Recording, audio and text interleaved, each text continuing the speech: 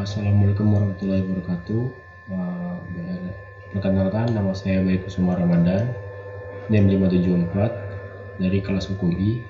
Jadi di sini saya akan menjelaskan mind map tentang bentuk-bentuk perusahaan. Saya mulai dari unsur perusahaan.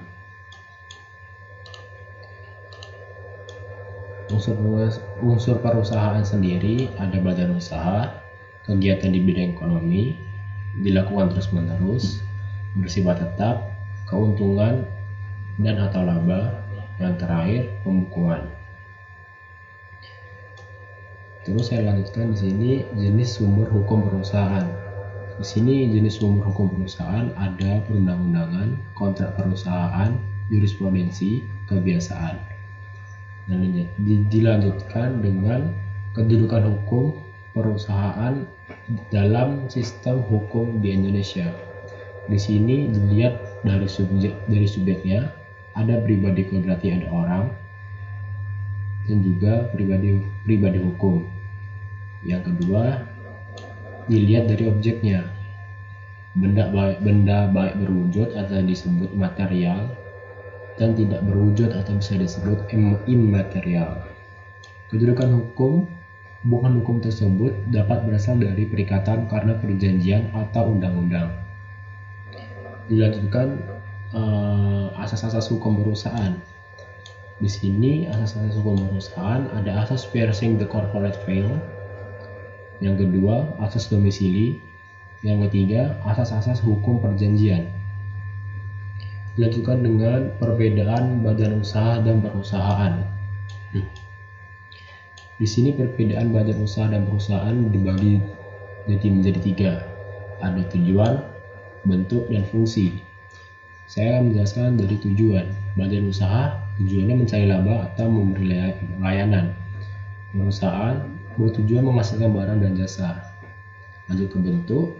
Bentuk badan usaha itu yuridis atau hukum, atau contohnya PT, CV, firma, dan koperasi. Bentuk perusahaan, pabrik, bengkel atau unit produksi, dan lain-lain. Kita beralih ke fungsi. Fungsi badan usaha kesatuan organisasi untuk mengurus perusahaan, sedangkan perusahaan alat badan usaha untuk mencapai tujuan. Terus di sini saya akan menjelaskan perbedaan badan usaha. Di sini perbedaannya ada dua.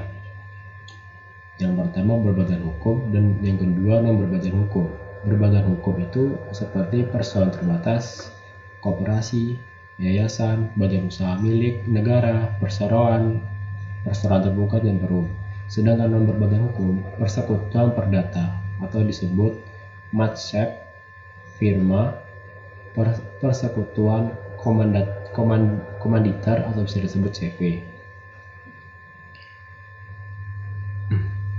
Masih perbedaan badan usaha. Di sini saya juga menjelaskan permodalan berbadan hukum.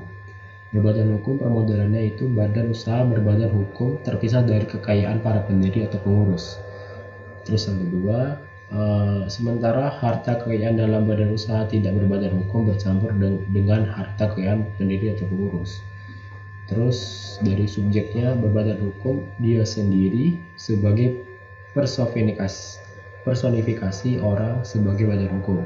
Dan yang lanjutkan, subjek hukum dalam badan usaha tidak berbadan hukum melekat pada pendiri atau pengurusnya.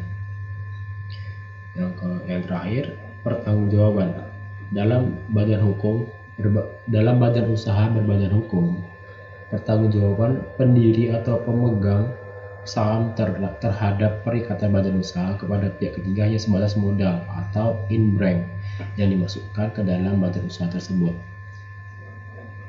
Pada badan usaha tidak berbadan hukum, pertanggungjawabannya akan sampai harta pribadi pendiri tersebut alias tidak ada pembatas.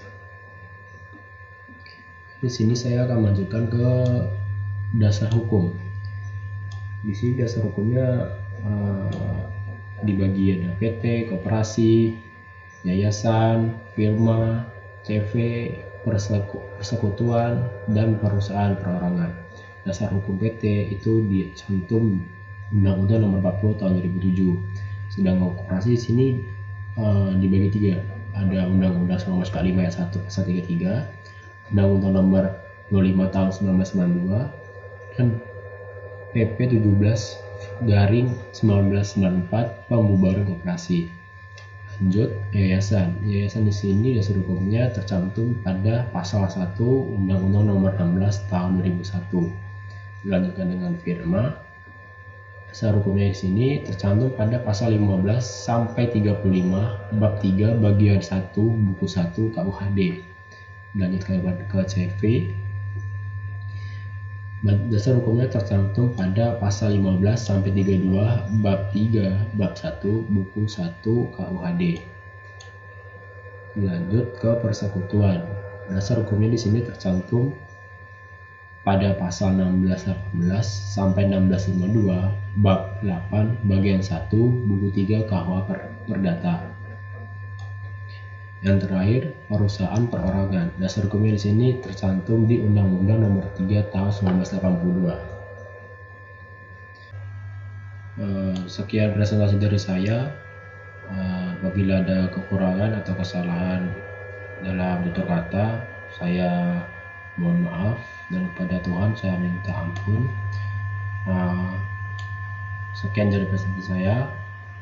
Assalamualaikum warahmatullahi wabarakatuh.